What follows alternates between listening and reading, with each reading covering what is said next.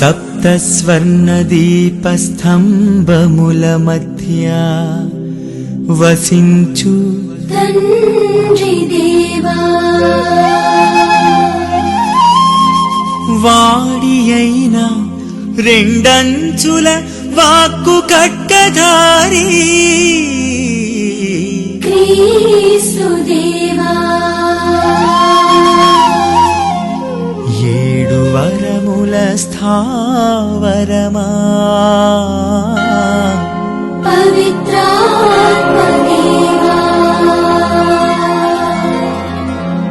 స్వాగతం ఈ భువికి సుస్వాగతం స్వాగతం మా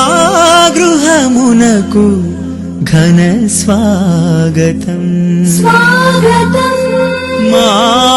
హృదికి